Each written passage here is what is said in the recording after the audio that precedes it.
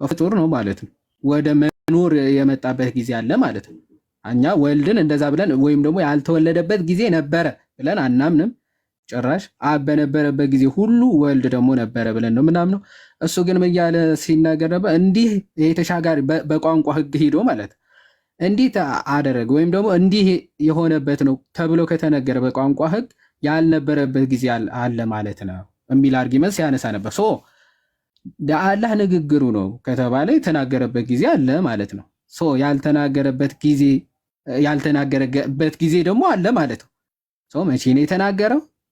ኦኬ ያልተናገረበት ጊዜ ከነበረ ደግሞ ወደ ንግግር ወይም ደግሞ በኋላ ቁርአኑ ተናግሮት ከሆነ ስለዚህ ቁርአኑ የተፈጠረ እንዲሆን አደርገዋል። ያቺ የተናገረባት ጊዜ ደግሞ መቼ ነች የሚለው ደግሞ ወንድማችን እንዲመልስ የግድ ያስፈልገዋልና ከዚህ አንጻር የተወሰነ ሀሳብ ብትሄዱበት ምናልባት የሚገባም ከሆነ ልጁ ማለት ነው። ትክክል ባይዘ ለእነሱ ደግሞ አቂዳ የባሰ ትምህርት ነው። ምክንያቱም አላህ በቦታ ውስጥም የታቀፈ ነው፣ ውሱንነት አለው ብለው ስለሚያምኑ ከአርሽ በላይ የተካተተ ነው፣ ወደ ቅርቢቱ ሰማይ የሚወርዳል ሲሉ ያው በቦታ የተካለለ ነው እና በቤተ ክርስቲያን አስተምህሮ ግን ጊዜ ራሱ ፍጡር ነው። በመጀመሪያ እግዚአብሔር ሰማይና ምድርን ፈጠረ ብሎ እንግዲህ ሰዓትን ሲቆጥር እናያለን። ወይ ቀንን በመጽሐፍ ቅዱስ መጽሐፍ አክሲማሮስ ላይ ስንሄድ ደግሞ ዘሁድ ላይ ሰዓቱን ሁሉ እየቆጠረ ያስቀምጣል። ጊዜ ለፍጥረታት መስፈሪያ የተሰጠ የፍጥረታት መለኪያ የሆነ ፍጥረት ነው በራሱ እንጂ ፈጣሪ የሚለካበት በጭራሽ ሊሆን አይችልም። ልክ አላህ ከቁጥር ሕግ በታች ነው ሲባል እነሱም እንደሚቀበሉት ማለት ነው። ምክንያቱም አላህ መቆጠር ይችላል። አላህ ይቆጠራል፣ አንድ ተብሎ ይቆጠራል። ተመልከቱ፣ በቁጥር ሕግ ስርም በታች ነው፣ በጊዜ ሕግ ስር በታች ነው፣ በቦታ ሕግ ስር በታች ነው። እና እንደዚህ አይነት አስተሳሰብ በእስልምናው ስላለ ያንን በግድ ወደዚህ ለማምጣት የመሞከር ሂደት ነው እና ጊዜ ፍጡር ነው በአጭሩ። ይሄ ጊዜ 2000 ዓመት እንዲህ ዓመት በፊት ተብሎ የሚገለጸው አገላለጽ ብዙ ከሌሎች ኮንሴፕቶች ጋር ስናየው ከነሱ አስተምሮች ጋር ጥያቄ ይዞ ይመጣል እና ከጊዜ መፈጠር በፊት መቼ ተብሎ አይጠየቅም። ሁኔታ ነው እኮ አሁን የተገኘ የሚለው እኮ አማርኛ አይደለም እኮ እያወራን ያለ ነው። ቅደም ተከተል አለ ካልክ ጊዜ አለ እያልክ ነው ትለኛለህ። አሁን ቅደም ተከተል በጊዜ ደረጃ የለም። ለምን? ሲጀምርም ጊዜ የሚባለው አልተፈጠረም። ጊዜ የሚባለው ጭራሹ ነው አልነበረም በዛ ጊዜ ማለት ነው። እና እንደዚህ አይነት አስተሳሰቦች ትክክል ያልሆኑ አስተሳሰቦች ናቸው። በቀላሉም በእርግጥ መረዳት መቻል ነበረበት፣ አልተረዳም። በጣም እንዳላረዝም ወደ እናንተ እንድናልፍ አይ ቲንክ አላቲኖንም ሀሳብ ያለት ይመስለኛል። እቺ የቅዱስ አትናቴዎስ ሐዋርያዊ ሕይወቱና ትምህርቱ የምትለው ላይ በንጽጽር ያስቀመጡት ስላለ በአጭሩ እሷን ብቻ ፖይንት አውት ለማድረግ ነው። የተገኘ ሲባል የተገኘ የሚለው ቃሉ የተወለደ የሚለውን የሚገልጽ መሆኑ በደንብ የተቀመጠ ስለሆነ ነው። የንቅያ አንቀጽ ላይ ስንሄድ በግዕዙ ለምሳሌ እዚህ ጋር እንደምናየው ከዚህ ጀምረን ብናይ በነአምን በአሐዱ እግዚእ ኢየሱስ ክርስቶስ ወልደ እግዚአብሔር በሃቲቱ ዘተወልደ እምአብ ወውእቱ እምባህርየ አብ። እንግዲህ ከባህሪው የተገኘ ራሱ ክርስቶስ የሆነ እግዚአብሔር የሆነ ብሎ የሚያስቀምጠው ብርሃን ዘእምብርሃን ከብርሃን የተገኘ ብርሃን የተገኘ ሲል የተወለደ ማለት ነው። እንዴት ካልን ከዛው ያመጣዋል ማለት ነው። ዘተወልደ ዋኮ ዘተገብረ ብሎ ማለት ነው። ይህንን እንደ አለቃና እንደ ጠበቃ አድርጎ ያስቀምጠዋል። ልክ ቅዱስ ዮሐንስ ወንጌል ላይ ምዕራፍ 1 ከቁጥር 14 ላይ ብንሄድ እንግዲህ ቃል ስጋ ሆነ፣ ያም ቃል ስጋ ሆነ ጸጋና እውነትን ተሞልቶ በእኛ አደረ የሚለውን ሆነና አደረን እንደ አለቃና እንደ ጠበቃ ያስቀምጣቸዋል። ሁለቱ አንዱ ለብቻው ትክክለኛ የሆነ ትርጉም መስጠት ሳይችል ሲቀር ወይም ደግሞ በትክክል የሚፈለገውን ፐርፌክትሊ የማይገልጽ ከሆነ እንደ አለቃና እንደ ጠበቃ ይቀመጣል። ስለዚህ ዘተወልደ ዋኮ ዘተገብረ ብሎ በግልጽ እንደ አለቃና እንደ ጠበቃ ሲያስቀምጣቸው እናያለን ማለት ነው። ዘተወልደ ስንል ተገብረ የሚለው እንዳይመጣ ወይም ተወለደ ስንል ተፈጠረ የሚለው እንዳይመጣ ያልተፈጠረ ብሎ በጠበቃ ያስቀምጠዋል ማለት ነው። ስለዚህ በግልጽ ራሳቸው እዛው ንቅያ ጉባኤ ላይ የጠቀሱበት ነው። በአማርኛው ስንሄድም እንደዛው የተወለደ ብሎ ይተረጉመዋል። የተወለደ የሚለውን አሁን ቁጥር 22ን ሄደን ብናይ ለምሳሌ የተወለደ የሚለው ላይ የተገኘ ተብሎም ሊባል ይችላል። ለምን? ተገኘ ማለት መወለድ። እኔ ከአባቴ የተገኘው ብል ባህሪ ተገኘው ተወለድኩ የሚል ትርጉም ስለሚያመጣ ማለት ነው። ስለዚህ ይሄ ግልጽ የሆነ የቃላት እንትኖች ነው። እኛ አሁን አማርኛ ለማስተማር ሳይሆን የገባ ነው የሃይማኖት መሰረትን ነው። የሃይማኖት መሰረት በሚወራበት ላይ እኔ ቃሉ ላይ ብቻ ነው ጥያቄ አይባልም። ቃሉ ላይ ብቻ ነው ጥያቄ ከተባለማ አሉት አማርኛ ትምህርት ቤቶች ሊትሬቸር ስኩል መግባት ነው ቃሉ ላይ ከሆነ ማለት ነው። ግን ይሄ ቃል ከምን አውድ ነው? አውድ እኮ ነው። ቃል ያለ አውድ ይፈታል እንዴ? እኛ እስልምና ላይ እኮ ያለ አውድ ፈተን አናውቅም። ስለዚህ ስለ ግስና ስለ ቃላት ለመማር ሊትሬቸር ስኩል ነው እንጂ እኛ አሁን የምናወራው እንደ ማስረጃም የቀረበው ላይ ባይዞ የለም። እሱ የሚያቀረበው ላይ የለም። ሲጀምር ቢመጣ ቢገኝ አለ ብንል እንኳን ተገኘ የሚለውን ስለማንክደው ማለት ነው። ኮንቴክስቱ አውዱ በምንድን ነው የሚፈታው? አባቶች ይህን ሲናገሩ ምን ማለታቸው ነው? ይኸው እዛው ላይ ተቀምጧል። የተወለደ እንጂ ያልተፈጠረ አለቀ። ስለዚህ ያልተፈጠረ የሚለው እያለ እዛው ላይ እየተቀመጠ ያልተፈጠረ የሚል ግልጽ ቃል እያለ አይ ተፈጥሮ ነው የሚል ካለ ይሄ ሌላ ነገር ቼክ መደረግ አለበት እንጂ ጥያቄ ተደርጎ ሊቀርብ አይችልም። እና ለጥያቄ ደግሞ በተለይ ኡስታዞች ስትገቡ ለጥያቄ ከሆነ ጠይቃችሁ ማዳመጥ ብትችሉ መልካም ነው። ለውይይት ከሆነ ደግሞ ማስረጃ እያቀረባችሁ መቀጠሉ ይሻላል። የግላውን እኔ ጥያቄ የቃል ነው ሲል ሰምተነዋል ቅድም። እንዴት የቃል ጥያቄ ይጠየቃል? ለኛ አውዱ ይሄ ቃል በዚህ አውድ መሰረት ምንድን ነው ተብሎ ይጠየቃል እንጂ እና ይሄንን ሌላ ኡስታዞች ስትገቡ ጥያቄያችሁን ቦልድሊ በማስረጃ ተዘጋጅታችሁበት ብትገቡ መልካም ነው ለማለት ነው። ምናልባት መምህር ላቲኖን አፍነናቸዋል እስካሁን።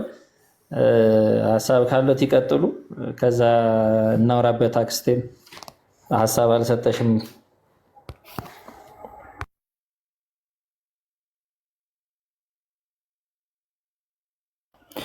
አሉ ሰማለው። የሚቀጥል ሰው ይቀጥል ነው። ለመጨረሻ ይናገር፣ ችግር የለውም መምህር። እሺ አክስቴዋ ቀጥሉ። ተጨማሪ ሀሳቦችን ዩአድዬ የሚቀጥልልን ከሆነ ሰላማችሁ ይብዛ። እንዴት ናችሁ? ሁላችሁም ሰላም ለእናንተ ይሁን፣ ከታችም ከላይም ያላችሁ።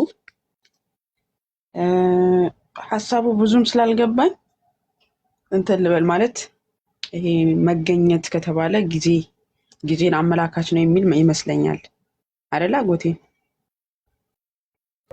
አዎ ቀደም ተከተል አለ ለማለት ነው የጠየቀው የነበረው። ዮሐድዬ ወጣ እንዴ? እሺ እግዚአብሔር ያክብርልን ዮሐድዬ፣ አትጥፋ። ሌላ ጊዜም እግዚአብሔር ያክብርልን ወንድም አለ።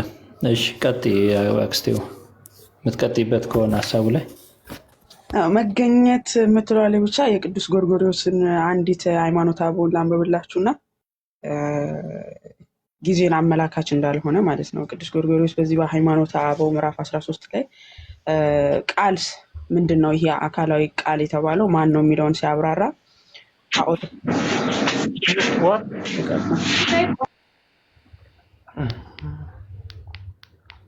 እሺ ይሰማል?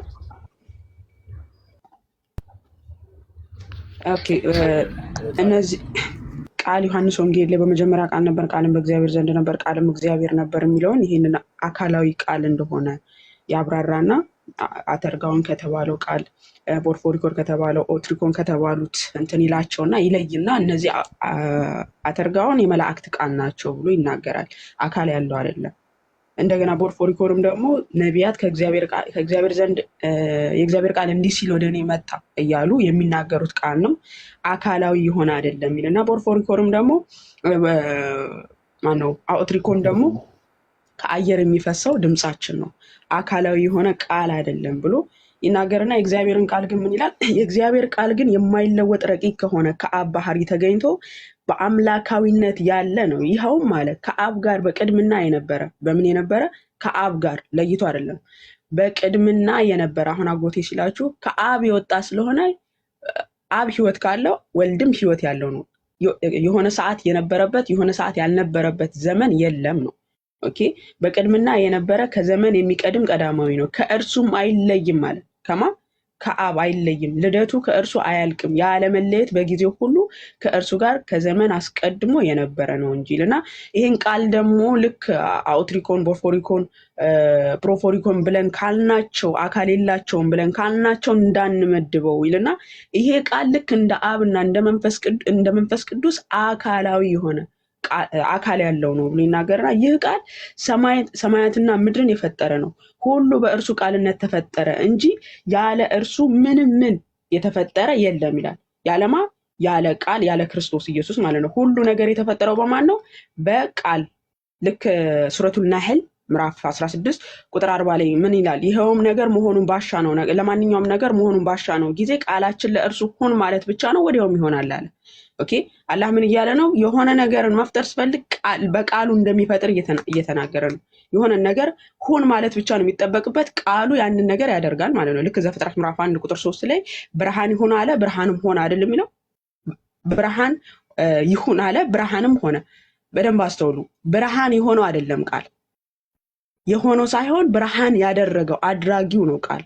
ኦኬ ልክ ሱረቱል ነህል ምዕራፍ 16 ቁጥር ሱራ 16 ቁጥር 40 ላይ ለማንኛውም ነገር መሆኑን ባሻ ነው ጊዜ ቃላችን ለእርሱ ሁን ማለት ብቻ ነው፣ ወዲያውም ይሆናል አለ።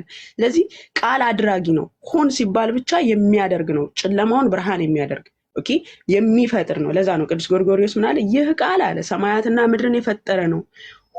ሁሉ በእርሱ ቃልነት ተፈጠረ እንጂ ያለ እርሱ ምንም ምን የተፈጠረ የለም። ይህ የእግዚአብሔር ቃል ኃይል ከአባቱ የማይለይ የእግዚአብሔር ክንድ መለየት ከሌለበት በባህሪ ከአብ ጋር ጥንት የሌለው እርሱ ነው ይልና መዝሙር 110 ቁጥር 3ን ይጠቅሳል። ጥቅሶችን ያስቀምጥልናል ማለት ነው። ይህ ቃል በቅድምና የነበረ ከአብ ተለይቶ ያለበት ዘመን የለም፣ በቅድምና ከአባቱ ጋር ያለ ነው ብሎ ያብራራል። ስለዚህ ይህንን ላሳያችሁ ስለፈለኩ ነው። ቀጥል።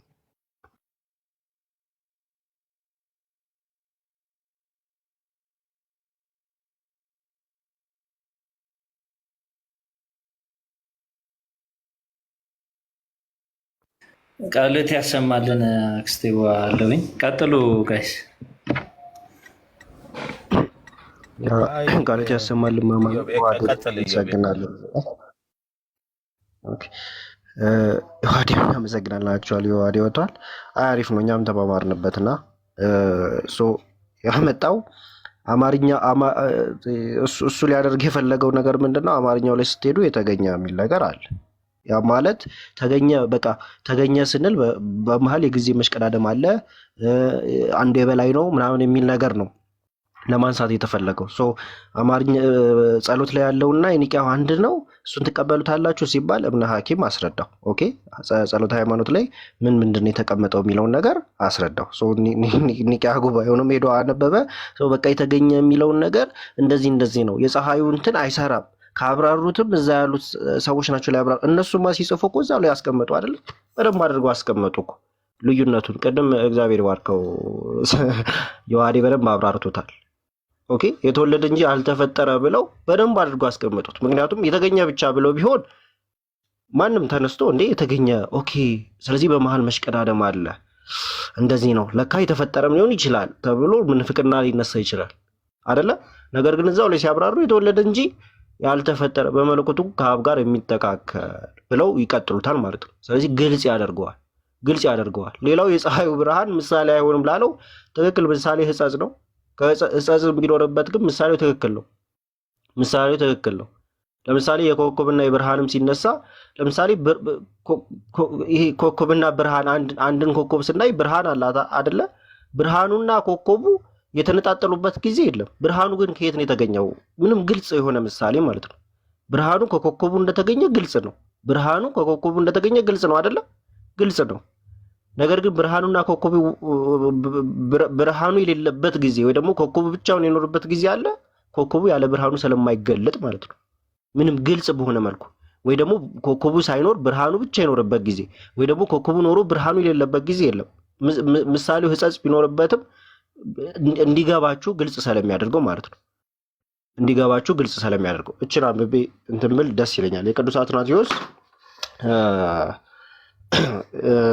በምዕራፍ 23 ላይ ያው ሐዋርያዊ ምሳሌ የተመሰገነ የእስክንድርያ ሊቀ ጳጳስ አትናቴዎስ ስለ እግዚአብሔር ቃል ሰው መሆን ነገሩን ከኒቅያ ማህበር 318 ሊቃውንት ጋር አስተባብሮ በተናገረበት ድርሳኑ እንዲህ አለ ብሎ ምዕራፍ 4 ላይ ቁጥር 9 ላይ ስትሄዱ ምናልባት እሱን ላድብላችሁና በጣም ይቅርታ እችላንባትና ከምዕራፍ 25 እዛው የቅዱስ አትናቴዎስ ላይ ወይ ደግሞ ክፍል 4 ላይ ከ7 ጀምሮ ስታነቡት የሶስት አካላት መለኮት አንድ ከሆነ ሶስት ሁሉ ያልተወለዱ ናቸው፣ ካልተወለደ አብ የተወለደ ወልድም ያልተወለደ ነው የሚል ሰው ቢኖር እንዲህ የሚሉትስ ራሳቸውን ይጎዳሉና ነገራቸው በነገራቸው ያፈርሳሉ። ከአብ ባህሪ የተገኘ ወልድ ከራሱ የተገኘ አይደለምና አልተወለደም እንደምን ይሉታል ብሎ ይናገራል። በቃ ይሄ መወለዱን ነው እንጂ እየተናገረ ያለው መገኘቱን ብሎ ሲናገር በጊዜ መሽቀዳደም እንዳለ ለማሳየት ተፈልጎ ወይ ደግሞ እንደዛ ነው ማለት አይደለም። ምናልባት ክፍሉን አውጥቼ ይቅርታ በጣም ኦኬ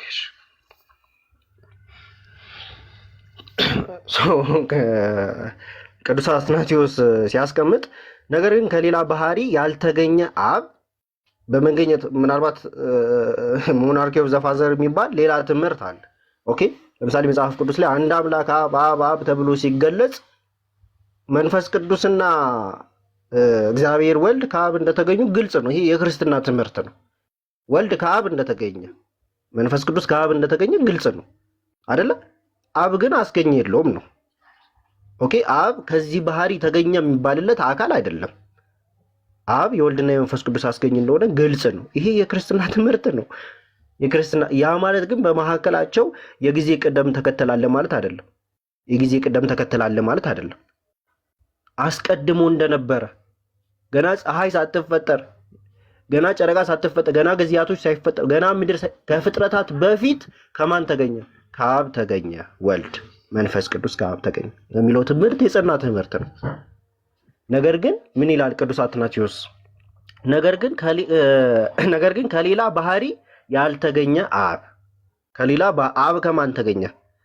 አብ ከከሊ ተገኘ ይባልለታል? አይባልለትም። ለዛ ነው ይሄ ሞናርኪ ኦፍ ዘ ፋዘር የሚባለው ትምህርት በአባቶች ዘንድ ያለው ማለት ነው። እሱን ተውና አብ ከከሊ ተገኘ ከእንትና ተገኘ የሚባልለት አይደለም። ነገር ግን ከሌላ ባህሪ ያልተገኘ አብ በእውነት ያልተወለደ ነው። ትክክል። ከሌላ ባህሪ ያልተገኘ አብ በእውነት ያልተወለደ ነው ይላል። እርሱ በወላዲነት ጸንቶ ይኖራል እንጂ ብሎ መዋልነትን ገንዘብ ነው። እኛ ግን ወልድ ካልተወለደ ከአብ ባህሪ የተገኘ ነው እንጂ ወልድ ግን ተወለደ ከአብ ተገኘ ብለን እናገራለን። ከአብ ባህሪ የተገኘ እንደሆነ ግልጽ ነው። ለዛ ነው ከብርሃን ብርሃን ብሎ ያስቀምጠው ማለት ነው። ከአምላክ አምላክ ብሎ ያስቀምጣል። እኛ ግን ወልድ ካልተወለደ ከአብ ባህሪ የተገኘ ነው እንጂ ራሱ ከራሱ የተገኘ አይደለም እንላለን። ከአብ ወደ ኋላ ሳይሆን ከዘመን አስቀድሞ መኖር ገንዘቡ ነው ብሎ ያብራራል። ሌሎችም አባቶች ምናልባት ቅድም ማማኝ የጠቀሰችው አባት እዛ ላይ አብዛኞቹ ተገኘ መባሉ ይሄ ተገኘ የሚባለው ቃል በጊዜ መካከል በቃ መሽቀዳደም አለ እንደዛ ብለው አይደለም ያስቀምጡት። ተገኘም ብለው ሲያስቀምጡ ቢጋትም ብለው ሲያስቀምጡ ምን ማለት እንደሆነ ስላብራሩ። ሌላው መጽሐፈ ምሳሌ ምዕራፍ 8 ቁጥር 25 ላይ ስትመለከቱ ተራሮች ገና ሳይመሰረቱ ኮረብቶች በፊቱ በእኔ ተወለድኩ ብሎ ሲናገር፣ እዛው ደግሞ መጽሐፈ ሲራክ ላይ ደግሞ ስትሄዱ መጽሐፈ ሲራክ ምዕራፍ 9 ምዕራፍ 24 ላይ ከአንድ ጀምሮ አንብቡት። ኦኬ ጥበብ ራሷን ታመሰግናለች፣ በአሕዛብ መሃል ትመካለች። ቁጥር 3 ላይ ወረድ ብላችሁ ስትመለከቱ ጥበብ ምን አለች ይላል። እንዲህም አለች፣ እኔ ከልዑል አፍ ወጣው ምድርንም ምናልባት ቆይ መጽሐፉን ከፍቼ ይቅርታ። ኦኬ መጽሐፈ ሲራክ ምዕራፍ 24 ላይ ከላይ ጀምራችሁ አንብቡት። ጥበብ ራሷን ታመሰግናለች፣ በአሕዛብ መካከል ትመካለች፣ ከልዑልም ጉባኤ ትናገራለች፣ በኃይሉም ፊት ትመካለች። እንዲህም አለች፣ እኔ ከልዑል አፍ ወጣው ምድርንም እንደ ጉም ሸፈንኋት ብሎ ትናገራለች። ጥበብ መጽሐፈ ጥበብ ምዕራፍ 8 ቁጥር 25 ላይ 22 ላይ የምትመለከቱት ማለት ነው። ቁጥር 9 ላይ ወረድ ብሎ ሁሉን አንብቡት። ዓለም ሳይፈጠር ወለደኝ፣ ለዘላለሙ ከእርሱ አልለየም ትላለች ጥበብ። ለዘላለሙ ከእርሱ አልለይም። ኦኬ ለዘላለሙ አልለይም። አንደኛ ቆሮንቶስ ምዕራፍ 1 ቁጥር 24 ላይ ስትሄዱ ቅዱስ ጳውሎስ ለተጠሩት ግን አይሁድ ቢሆን የግሪክ ሰዎችም ቢሆን የእግዚአብሔር ኃይልና የእግዚአብሔር ጥበብ የሆነው ማ ክርስቶስ፣ ለተጠሩት ግን አይሁድ ቢሆን የግሪክ ሰዎችም ቢሆኑ የእግዚአብሔር ኃይልና የእግዚአብሔር ጥበብ የሆነው ክርስቶስ ነው ብሎ ይናገራል ቅዱስ ጳውሎስ። ለዚህ በመጽሐፈ ሲራክ ላይ ሄደን ስንመለከት ምን ብላ ትናገራለች ጥበብ? እንዲህም አለች፣ እኔ ከልዑል አፍ ወጣው፣ ዓለም ሳይፈጠር ወለደኝ፣ ለዘላለሙ ከእርሱ አልለይም ትላለች ጥበብ። ጥበብ የተባለ አምላካችን መድኃኒታችን ኢየሱስ ክርስቶስ ማለት ነው። ግልጽ በሆነ መልኩ አስቀምጦታል። ለማንኛውም ቃልዎት ያሰማልን ማማዬ ዮሐዴ እምነ ሐኪም። ቃልዎትን ያሰማልን። ሁሉም መልሱን ለሰጡት፣ ላስተማሩን፣ ለመከሩን ቅዱሱን ቃል ላስተማሩ ሁሉ ቃልዎትን ያሰማልን። ቃልዎትን ያሰማልን። ቃልዎትን ያሰማልን።